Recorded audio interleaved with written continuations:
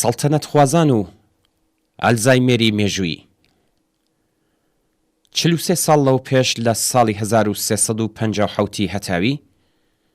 بەشێکی زۆر لە خەڵکی ئێران پاش چەندین ساڵ خەبات لە دژی دەسەڵاتی پاشایەتی و دەستگای جەهەنەمی ساواک لە ئاستێکی ملوێنیدا هاتنە سەر شەقامەکان و لە درێژەی زنجیرەیەک لە خۆپیشاندان و مانگرتنی بەربڵاو و یەک لە دوای یەک ئستبدادی ڕژیمی پاشایەتیان ڕووخاند. بەڵام بەداخەوە بەهۆی نەبوونی یەکگرتوویەکی بەهێزی کرێکاری و پرژ و بڵاوی هێزەکانی کۆمونیست و پێشڕە و جەریانی ئیسلامی سواری شەپۆلی خەباتی جەماوەر بوو و شۆڕشی ئێرانی کۆنتڕۆڵ کرد و بە وەحشیانەترین شێوە سەرکوتی کرد. لایەنگرانی ڕژیمی پاشایەتی کە زۆرترینیان بۆ دەرەوەی ئێران هەڵات بوون لە یەک دوو دەی سەرەتای ڕژیمی ئیسلامی لە شۆکی ڕووخانی لە ناکاوی ڕژیمی پاشایەتیدا بوون و زەوی و ئاسمانیان بە تاوانباری بارودۆخی خۆیان دەزانی و بە کەمی حازر بوون قبولی بکەن کە کۆماری ئیسلامی بەرهەمی ڕاستە و خۆی سەرکوت و ئستبدادی پاشایەتی سەرکوتی هێزەکانی چەپ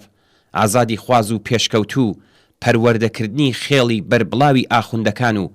ناوەندەکانی مەسهەبی لەژێر کۆنتڕۆڵی ئەواندا بووە. ڕژیمی شاو سەڵتەنەت بەهۆی ترس لە هێزەکانی چەپ و کۆمونیست و بە بیانووی بوونی یەکێتی سۆڤیەتی پێشوو لە مەرزەکانی ئێران دەستی ئاخوندەکان و ناوەندەکانی مەسهەبیان تا ڕادەیەکی زۆر ئاوەڵە هێشتەوە و تا جێگایەک کە توانیان هێزەکانی چەپ و پێشکەوتن خوازیان لەناو برد.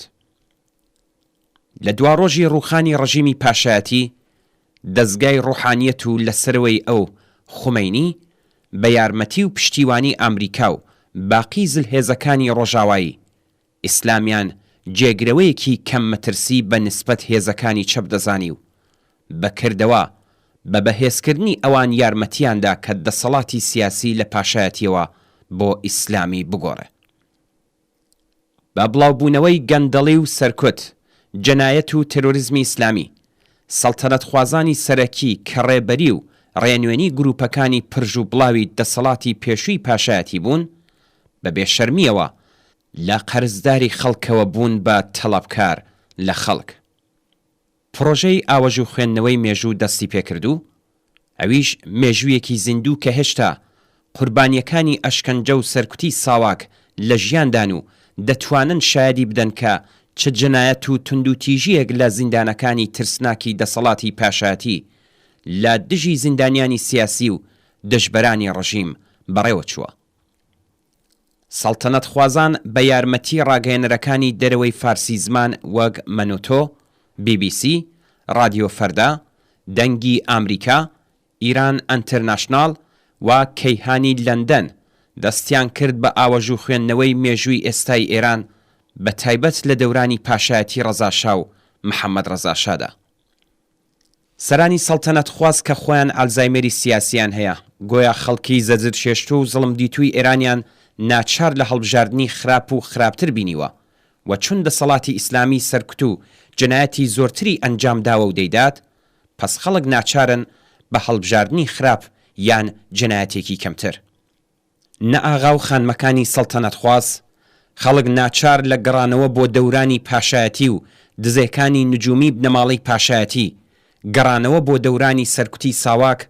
گەڕانەوە بۆ دەسەڵاتی متەڵەقەی فەردی و ئستبدادی پاشایەتی کە حاکمی گیان و ماڵی خەڵک بوون نین. خەڵک ناچار نین کە دەسەڵاتی میراتی فەردی و ئستبدادی قبول بکەن. تەسلیمی دەسەڵاتێک بن کە ئازادی ئەحزاب و ڕاگەیەنەرەکانی قبول نەکرد، تەقەی لە خوێندکاران و کرێکاران کرد، زیندانیانی سیاسی ئەشکەنجە و ئیعدام کرد و هەرگیز ئامادە نەبوو لە بەرامبەر خەڵک وەڵام دەرەوە بێت. خەڵکی شەریف و ئازادی خوازی ئێران کە ئەزموونی خەبات لە دوو ڕژیمی پاشایەتی و ئیسلامیان هەیە بە شتێک کەمتر لە دەسەڵاتێک کە پشتی بە دەنگ و ئیرادەی ئاگاهانەی خەڵک بێت و هەر کاتێک زۆرینەی جەماوەر ویستیان بتوانن لەسەر کار لای بەرن ڕازی نابن. خەڵک دەسەڵاتێکیان دەوێت کە لە دوا ئازادیەکانی بێشەرت و مەرجی سیاسی بوونی هەبێت و دین لە دەوڵەت جیابێت. خەڵک بە شتێک کەمتر لە دادگاییکردنی بەرپرسانێک کە لە دوو دەسەڵاتی پاشایەتی و ئیسلامی لە دژی خەڵک جنایەتیان کردووە بە وەرگرتنەوەی سامانی گشتی کە لەلایەن بەرپرسانی دوو ڕژیمی ناوبراو بە تاڵان بردراوە ڕازی نابن. ئاغایانێکی کە لێ ڕێبەری جریاناتی سەڵتەنەت خوازدان بە درۆ و چاواشەکاری ڕاگەیەنەرەکانتان ناتوانن سەرکوت و جنایەتی دەورانی پاشایەتی لە زەینی خەڵک بسڕنەوە. خەڵک تەڵەبکارن و ئێوە لێبوردنێکی گەورە بە خەڵکی ئێران قەرزدارن. لێبوردن بۆ سەرکوت و تاڵانی دەورانی پاشایەتی و لێبوردن بۆ ئەوەی کە ئێوە هۆکاری سەرەکی و ئەساسی هاتنە سەرکاری ئیستبدادی دینی و دەسەڵاتی ئیسلامی لە ئێرانن.